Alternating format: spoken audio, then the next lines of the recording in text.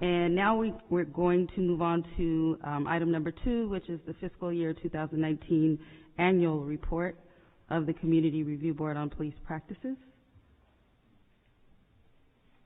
So we're getting the projector ready for that.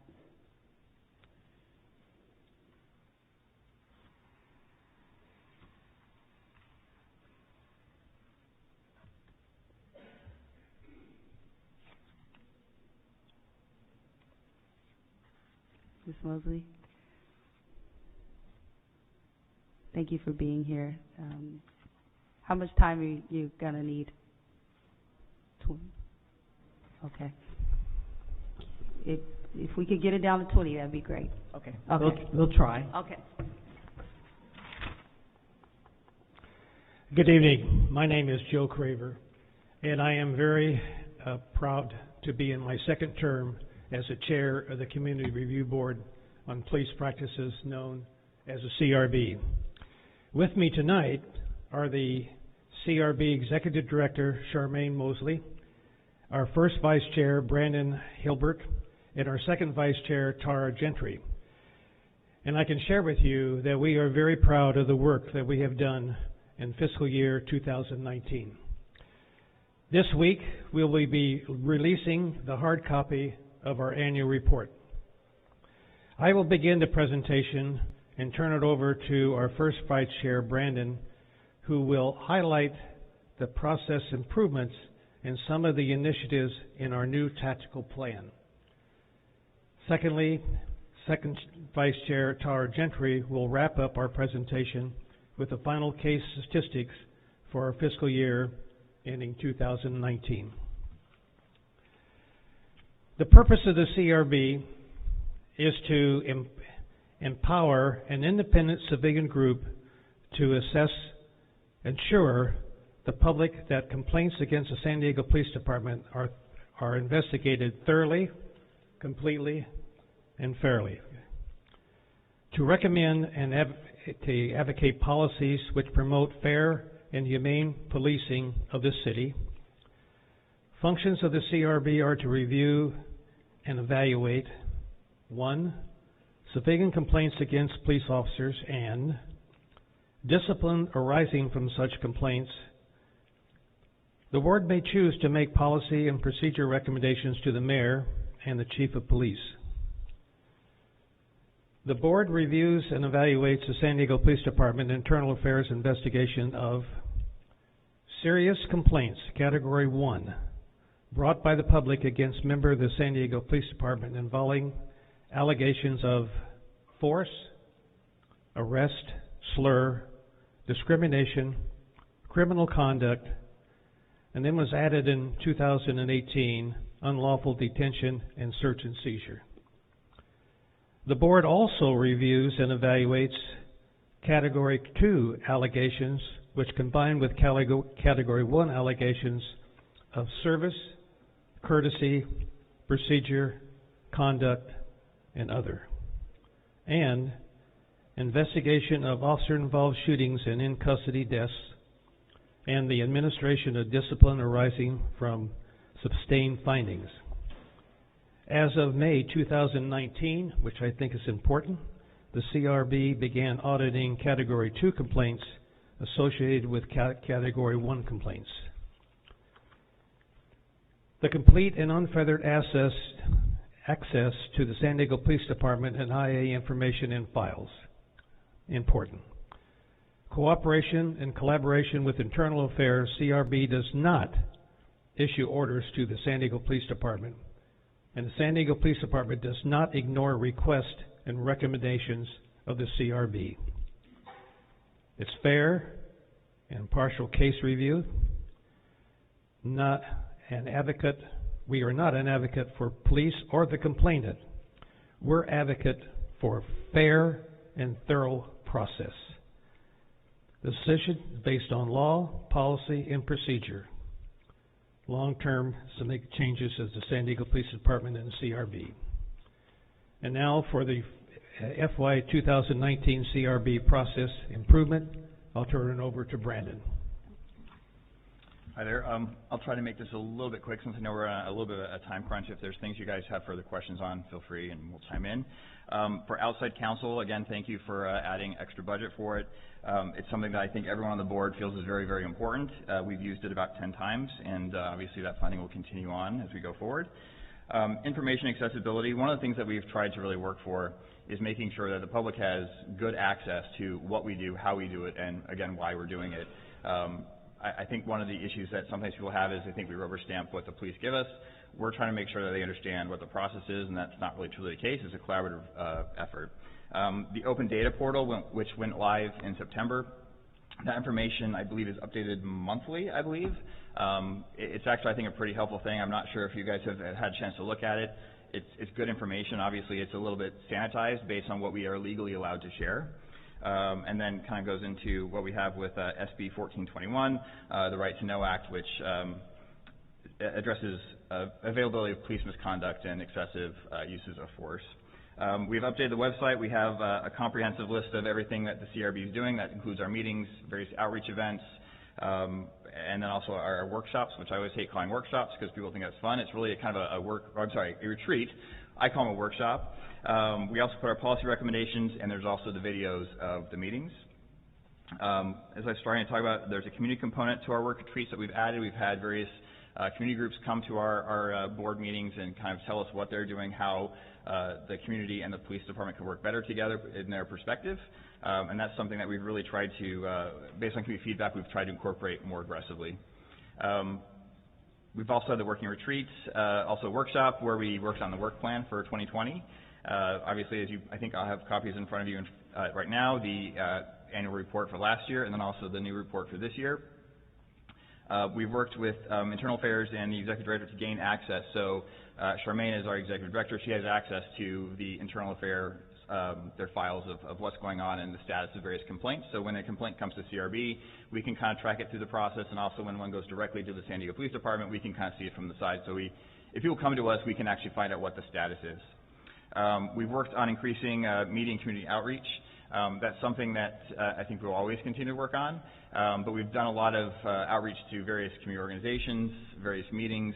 We've had some groups with like a Mid-City Can. We've worked with them so they can kind of also understand what we're doing. We've also done the community engagement bus tour. That's something that actually will be on the next slide too. It's only once. Which I think many members of the board and most new members when they're first coming on have taken advantage of that to kind of see different aspects of across the city of San Diego, but also different ethnicity-related concerns and demographics. The other thing we have is for the board business, we obviously have our open sessions, which the public is welcome to come to. We have 11 of those a year, and then we have closed sessions before those meetings. There's usually 20. We have vacancies on the board. We would like to have a full board of 23 members. Right now we're a little bit shy of that. We have 21. There's 2 vacancies, and currently there are no members from District 8, which I know we're working on, trying to see what we can do to get someone to represent District 8 in there. We have worked with our Rules Committee to make a bunch of revisions to our CRB bylaws. The objective of that is to make it match up with Measure G, and then also to clarify a couple loopholes and some things that weren't necessarily consistent with Brown Act and various other issues. And there's also a revised the resignation letter, so it's more compliant with the law. A lot of these are new pieces. As Joe mentioned, we did start doing audits of Category 2 complaints. If a Category 2 complaint was associated with a Category 1, we already reviewed that. This is making an audit of something that we otherwise would not have seen. The charter doesn't specify which types of complaints we get. It says we can review all of them. So there's the standard review process for the Category 1s. There's now an audit for Category 2. So we look over that, write a quick report, present that to the board, and if there's something that for some reason we felt was concerning, we can actually do a full review on that. We've also made some changes to reviewing shooting review board reports. So in the past, we never really had the issue, but if for some reason we disagreed with how the police department came back with a shooting review board report, we didn't have a way to actually go back and say we disagree with your findings. So we changed our rules to allow us to have a formal process that we could go back and forth between the CRB and the police department to come to a resolution on that. We've also made a bunch of changes to our operational standing rules for case reviews. That's really kind of more formatting, just trying to keep things kind of clean and organized. We've done our tactical plan, which I believe Charmaine will probably be talking a little bit about further. And we did work with the police department to come up with one consistent form that both the CRB and the police department uses. That's been, I believe, July 1st that got put out to the public. All of the divisions have that, and it's also been translated into Spanish. Going on to recommendations, we did make a recommendation to adopt a de-escalation policy procedure that was kind of modeled after what Baltimore's example is. The police department is currently working on that, and last month, officially now we're in December, we did ask for an update to see what the status is. I know they're in the process of doing that, but we're just trying to figure out where we are so we can kind of keep that moving. We did make a recommendation to remove the carotid restraint from the use of force policies and procedures. That's something the police department chose not to do, but they did make some changes that we were encouraging as well. For example, if the carotid restraint was used, we wanted to make sure that that person was taken to be medically checked to make sure that they were fine. So that is something that they were doing. They also increased training. Previously it was 2 years, every 2 years for the officers. Now it's every year. For the tactical plan, we're developing and implementing a new citizen training academy. So the idea there is we want them to be able to know exactly what we do, how we do it, why we do it. We're also working to make sure that all cases are reviewed on a timely basis, which is 60 days, ideally. Some cases obviously can take a little bit longer, others a little bit shorter, but the idea is we want to make sure that when someone files a complaint, they get a resolution, or at least they hear back from us what that resolution is, without having to wait multiple months. We have started working more with outside counsel. Obviously, we think that's something that's very valuable for us. So again, we appreciate you guys allocating the budget for us on that.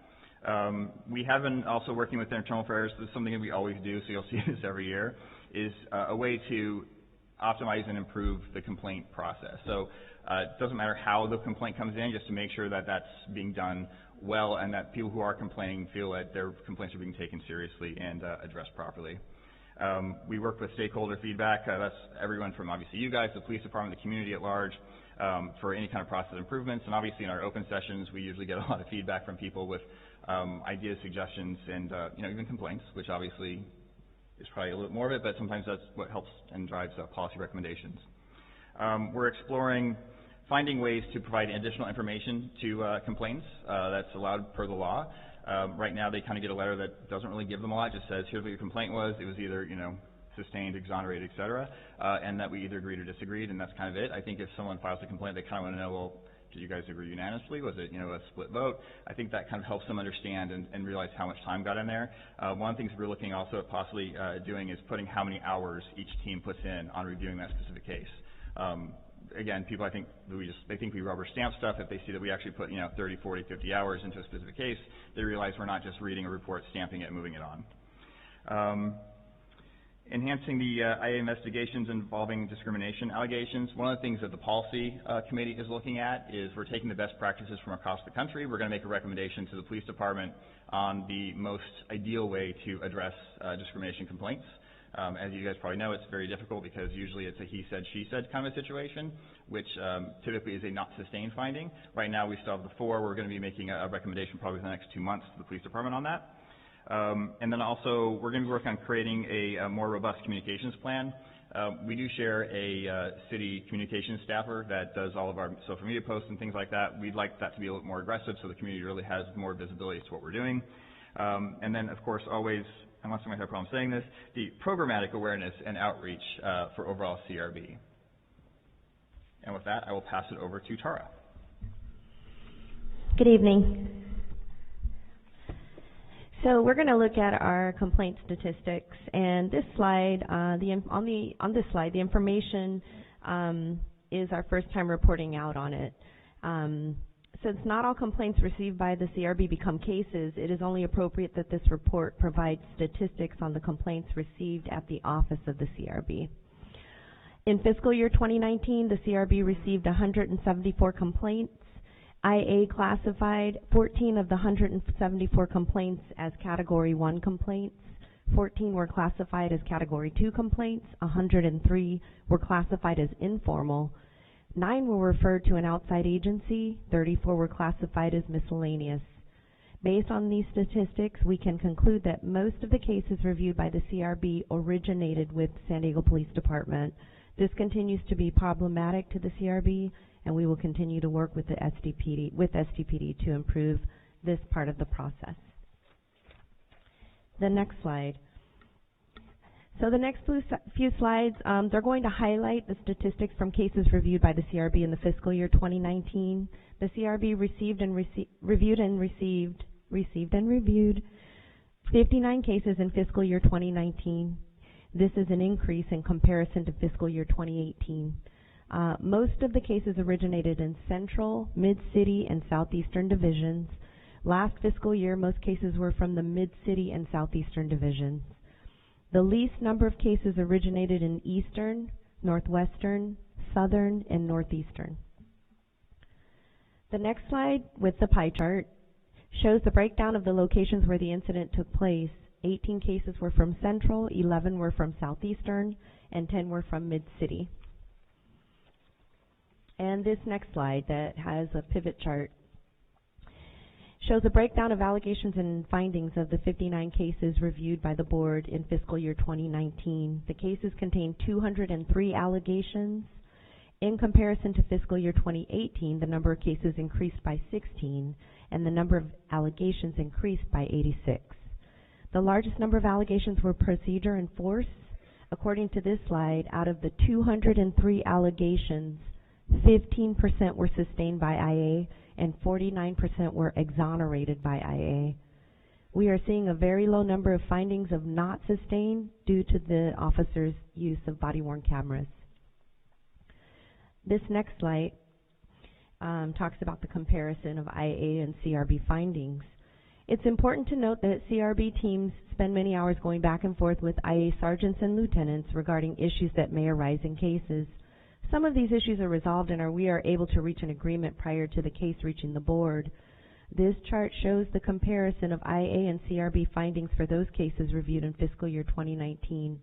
The CRB agreed with comment for findings, the CRB agreed with comment for IA findings on 20 allegations. The breakdown of allegations consisted of 12 findings of exonerated, 8 findings of unfounded.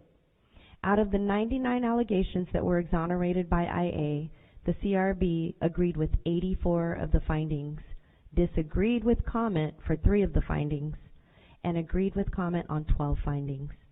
Out of the 6 allegations that were exonerated by IA, the CRB disagreed with comment on 1 of those findings. We agreed with all of IA's 30 findings of sustained where an officer violated policy and or procedure. And the next slide is our timeline for completion of case review. In this fiscal year, more than half of the 59 cases reviewed by the CRB were prepared for the board for 90 days, in 90 days or less. In the last fiscal year, the largest number of cases were prepared in 120 days or less. Our CRB teams have 60 days for case review. And next, officer-involved shooting cases reviewed. In this past fiscal year, there were a total of 9 officer-involved shooting cases reviewed by the CRB. After review and deliberation, the CRB determined that based on policy, all of the shootings were within policy. The incidents in 8 of the 9 cases occurred in fiscal year 2018 and 1 in 2019. In one of the 9 cases, the board agreed with comment that the OIS was in policy. That's an officer-involved shooting, was within policy. Now we'll look at the locations for officer-involved shootings. You'll see on this slide that the locations where the officer-involved shooting took place are 3 in Central, 2 in Western, 1 in Southern, Southeastern, and Northern. In custody death cases reviewed by the CRB is going to be our next slide. We did not review any in custody death cases in fiscal year 2019. This slide shows that the CRB reviewed 12 in custody death cases over the last 10 years, which is an average of 1 case per year. And our next slide is going to be the uses of BWC, or body-worn cameras. I've got a long summary on this one.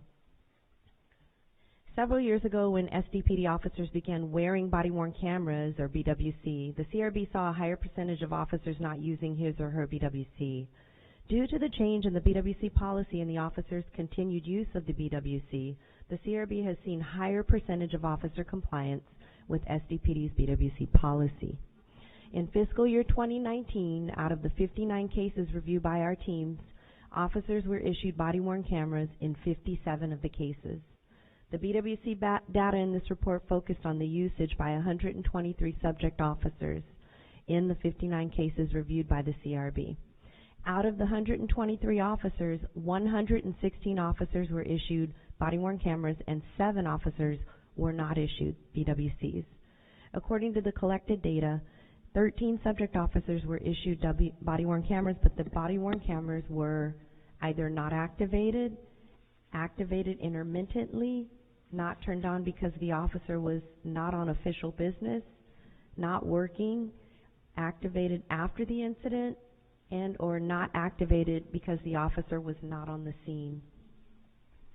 11 of the 13 subject officers were issued discipline for violating San Diego Police Department's body-worn camera policy for failing to inspect the body-worn camera, turning on the BWC after the incident, not activating the BWC, and activating BWC intermittently. 2 subject officers who did not activate his or her BWC did not violate the policy due to the nature of the call. In conclusion, 85% of the 123 subject officers in our 59 cases reviewed followed SDPD's procedure for activating his or her body-worn camera policy. We feel strongly that these videos are helpful in our reaching our decisions for cases. And we're nearing the end. I'm going to go to this slide about the ethnicity of the complainant in cases reviewed. In the last 2 fiscal years, the majority of cases reviewed by the CRB were filed by African Americans or Caucasians. And in the last slide, the pie chart, this one shows the breakdown of the ethnicity of 123 subject officers, where the majority of officers who were subject officers are Caucasian, and it reflects the ethnicity makeup of the San Diego Police Department. Do we have any questions? Thank you very much. A lot of work goes into this, so we appreciate you, Ms. Mosley, and all of the board members for everything you do and all the volunteer hours that you put into this board. Wanted to know there are no public comments, so wanted to move to committee members, if there are any. Councilmember Moreno. Well, first and foremost, I want to thank the Community Review Board for all the work that you have been putting. We really, truly appreciate it. I also want to make clear that District 8 is committed to having a voice in the Community Review Board. 3 months ago, I sent a memo suggesting Ms. Teresa Palafox serve on the Community Review Board on police practices. I hope the mayor nominates her soon, so we're just waiting. Additionally, I've been consistently advocating for de-escalation policies and improved training. As was mentioned, the annual report says the chief agreed to adopt a de-escalation policy. Now, adopting a policy is important, but implementing is critical to ensure that the policy doesn't just sit on the shelf. Implementing means improving training both in the academy for police recruits and as a part of regular training for existing policies. So it's very important for our police officers to have the skills to handle challenging incidents without resorting to force. I'm looking forward to getting more details on that, on the de-escalation policies and improved training. Do we have a date on where we're going to get, when we're going to get an update on that? I don't know if there's anybody. I think we can refer that to the police department.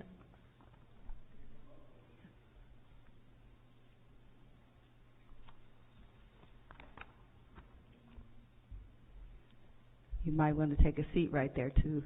We may call you up again. Good evening, and thanks for allowing me to be here.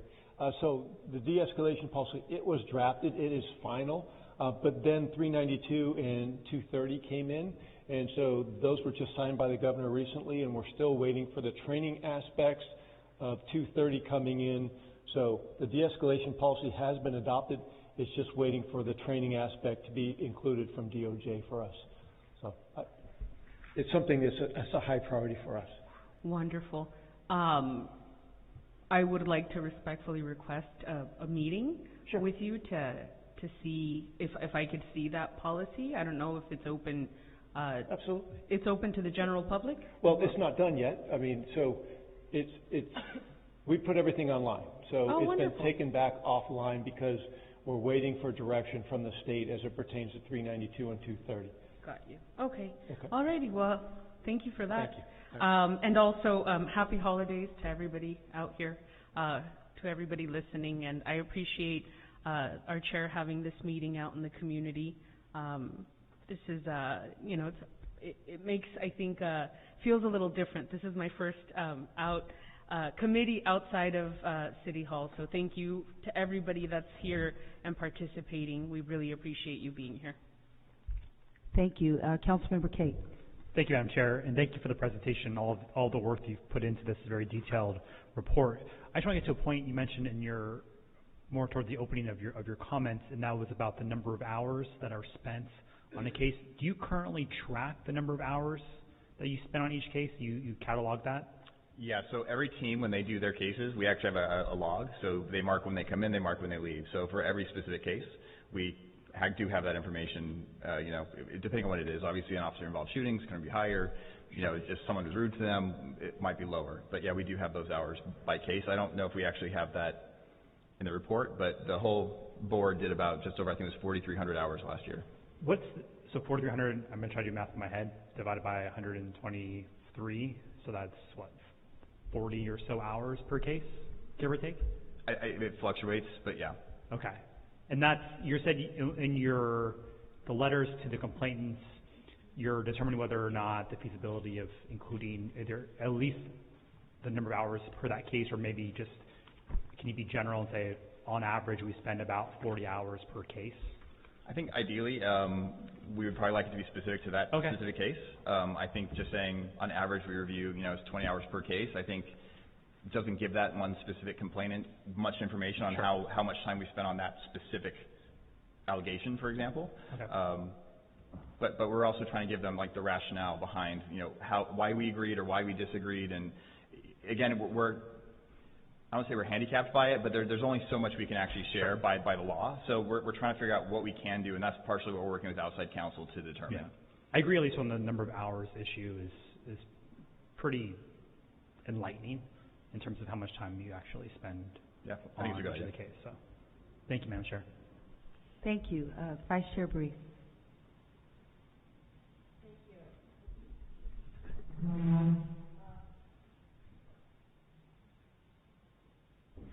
Oh, great. Thank you. Got to get used to the new technology here. First of all, I want to thank you, Mr. Craver, Mr. Hilpert, and Ms. Gentry. I mean, you put in a lot of volunteer hours, probably more volunteer hours than any other, board and commission that we have. And this commission has been so important in attempting to build trust between our police officers and our community. So thank you very much, and thank you, Ms. Mosley, for all that you do. I don't have any specific questions tonight. It's a lot of information, and I appreciate the efforts of our police department to work on new de-escalation policies in an ever-changing environment. Thank you. Thank you. Again, thank you.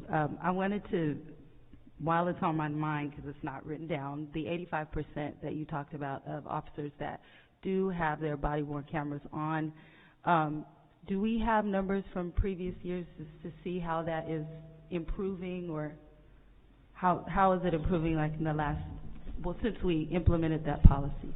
I'll defer to Charmaine. Great, thank you. Since the policy has been implemented, we've seen a drastic increase in the uses of body-worn camera video. In the beginning, it was kind of low because of muscle memory, and as after the CRB made that policy recommendation to make sure that officers turn on their body-worn camera, it's gone up higher, so we've Okay, seen a drastic. do we have any, we talked about the 85% now, and hopefully that goes up even more, but do we have any numbers, Yes. Percentages from previous years? Yes, I can go back to the previous annual and report. just send it to me, that'd be great. Okay. I did have a couple questions about the policy committee items. Councilmember Moreno talked about the de-escalation policy. I just wanted to know from the chief, when do we expect the recommendations from the state to come down on those 2 additional bills that you talked about, and when can we expect to see that online? And then also, did the policy we have before potentially violate the new law, or how does it work to where we kind of don't use it at all and wait for these new laws? Just to be clear, we're talking about AB 392 and SB 230? Yes, yes. Okay. What ended up happening was, obviously they're recent passages, so the governor signed them, I believe, in October. We have a very fast timeline of turnaround because they're effective January 1st. So we had done a lot of our updates. We had updated 1.08, which regards to carotid restraint, and we updated 1.04 at the same time, which is our use of force policy. We got into August, and then we realized the passage of AB 392 was imminent. We began working on the additional provisions that we have to provide into our policy, because it will require some additional training, and it will definitely require how we document our use of force reports will require some additional training along those lines. So where we are with that now is Post actually had put out the initial video and then pulled it back because they thought maybe it wasn't clear enough, so we're trying to get that information. We believe that we have that out now, and we are beginning our process of kind of moving forward. And then I did speak with our training cadre this evening, and I know they're meeting now to actually begin the presence of meeting with officers at the academy to begin the face-to-face in addition to some online training that they're being provided. So multitask training and different parallel processes. We will be up and running. We're ready, hopefully, obviously by January 1st regarding that, and that's where we're at. Okay, appreciate it. And since you mentioned the carotid restraint, I guess that we talked about some of the changes you did make with regard to the medical attention.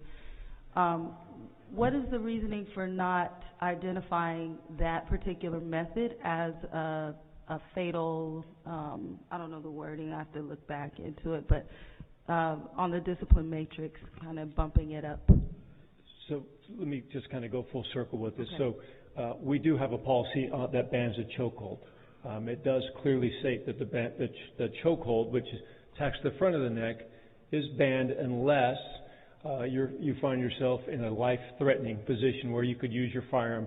You can then use that to save either your own life or somebody else's life. Now, the carotid restraint, we looked at this and we looked across the nation at best practice. We even looked into medical experts from across the country and looking at this. I made a decision to keep it at active resistance. My issue, my concern is if I were to change it solely to assaultive behavior, we're going to be using our firearms more often.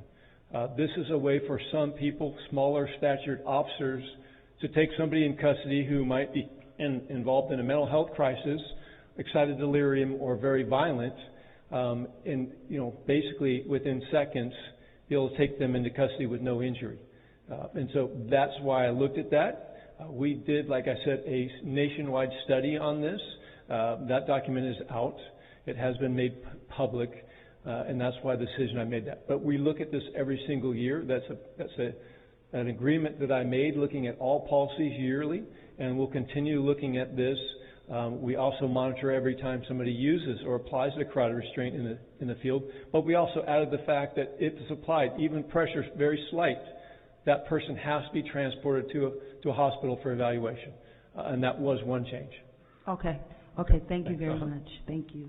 One last question on the tactical plan on page 10. Just wanted to know in the target box where it says yes or no, I'm not 100% clear on what that means, so just generally reading the plan.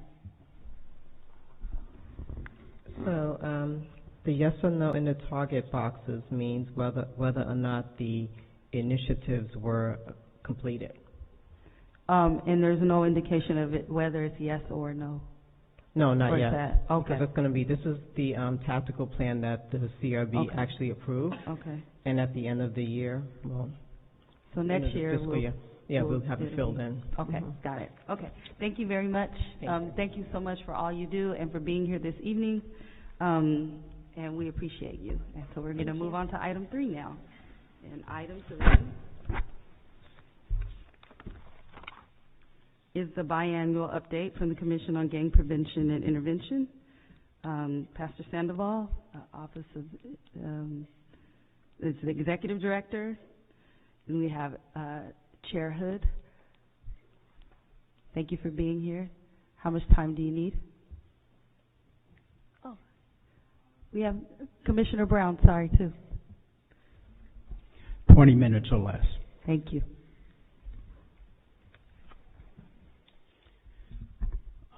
So good evening.